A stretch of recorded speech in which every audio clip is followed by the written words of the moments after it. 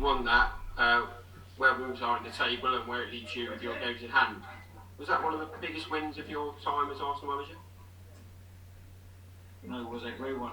Winning at the end against a really good team that once they are ahead, it's extremely difficult to beat them. I think they didn't lost a game after going ahead since 2018, but we kept pushing. I think the attitude, the spirit, the quality, the energy that the players put in the second half again to try to go and win the match, it was phenomenal, and it created a great atmosphere and synergy with our fans, and it was great to win it that way.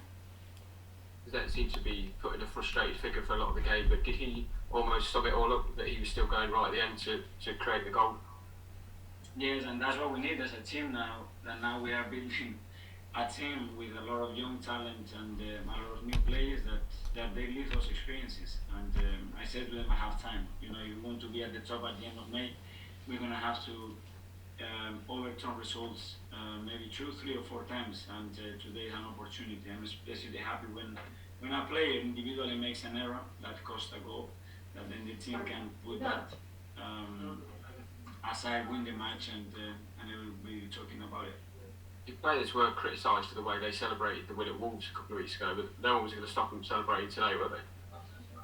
No, and I encourage them to celebrate every victory, because you can tell how difficult it is in these games to win football matches, and our supporters the same. Every time we win, we should celebrate, because when you lose or draw, you know how the faces are always. Just finally, Takehiro Tomiyasu is missing again. Is his calf issue becoming a bit of an issue now for you? Yeah, it was the other calf. So he came back, he was completely fine, and in training he felt the other calf. So it is an issue because he's a professional that is giving absolutely everything to help us. And in the last few months, he's not been fit. Thanks, Phil. Thank you. John. Hi, Mikel. I was just going to ask you really what this sort of victory and the way that you clinched the victory can do for Leaf and also top 4 hopes.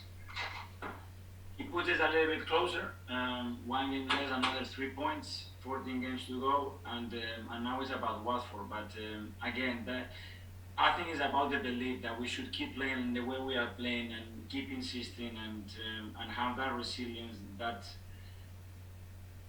capacity to dominate the matches like we are doing right now, and then that synergy and cohesion with our fans to create a special atmosphere that people then want to come and play against Arsenal. But can these sort of nights be defining nights in the season and what you can achieve from here on in? Well, against the opponents that they are up there on the table, is really, really important to win those matches, because at the end it's a 6-point match. We've done it against them twice in the last 13, 14 days, and it's really important that this race is going to be a long one, and we should know that, and we have to be conscious of that, and now we have to prepare again, review what we've done, start training, and focus on what for now. Just how important is it to finish 4th for the club to move forward? We don't know, because we are not there. So at the moment, we don't know there. The day that we are there, I will tell you how important it is. Today, what is important that we focus on playing better, maintaining that capacity as a team to dominate and take the game where we want. Price as well, everybody that is involved, especially the subs, because today I think they were magnificent. There are some good examples of them as well, to use them tomorrow, and keep going. So much. Thank you.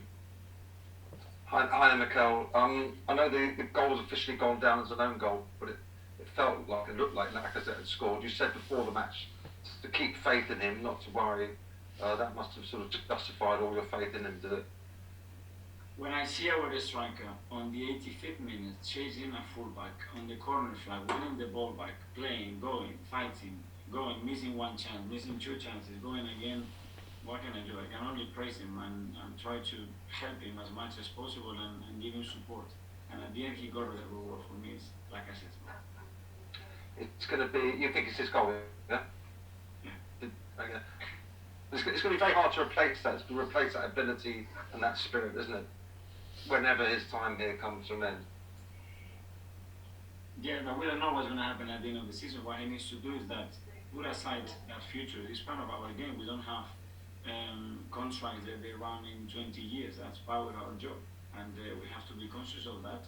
And there is nothing to tell him but to praise him, because every single day he behaves like someone that wants to stay with us.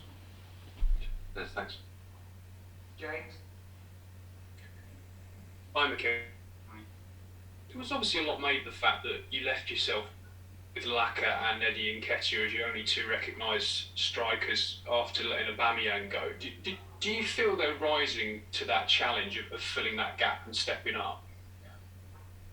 Well, they are trying their best, and I trust them, we trust them, and they have different qualities. They can complement, they can play together, and they show me every day that they want to contribute and help the team to get what we want. So they are doing it.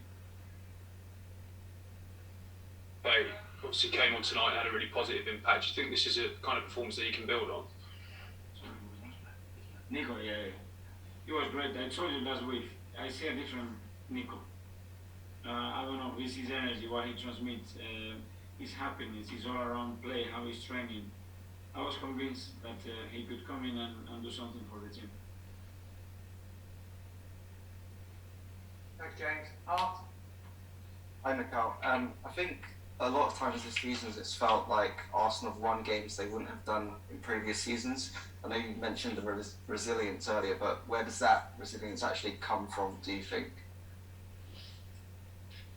I think for the environment and the chemistry and the trust that they have between them, and they believe in themselves, they believe in the teammate, in the staff, in the coaching, in the club, and when that happens, they know, and they try to find a way always to look forward in a positive way to get the outcome that they want, and this is all about. Thanks. Jeremy? Yeah, hi Mikel. Just with everything that's been happening today in Ukraine, was it hard to fully focus on football given what you've been seeing on the TV? That was difficult, to be fair, and I spoke to the players about that before the game. That life changes in a moment that you don't expect anything. It can affect you, it can affect your families, but it can affect anybody in this world, and we are extremely lucky to do what we do, but we don't know till when. So go out there and play like tomorrow maybe you don't have it, and that uncertainty has to give us really the understanding of how lucky we are to be able and doing what we do. Thank you. Finally, Jim? Hi, Mikel. Just on Nicolas Pepe there, his goal there tonight, you mentioned seeing a new Nicolas Pepe. Is it time really now that he steps up and makes himself a regular and make it hard for you not to pick him in the starting 11? He's in the right path, and when you are able to do that and contribute with the team, you're going to get more minutes, and the more minutes you do, you have make the most out of them in training every single day, show what you can do. He has the ability to do it, that's for sure. Thanks, everyone. Thank you.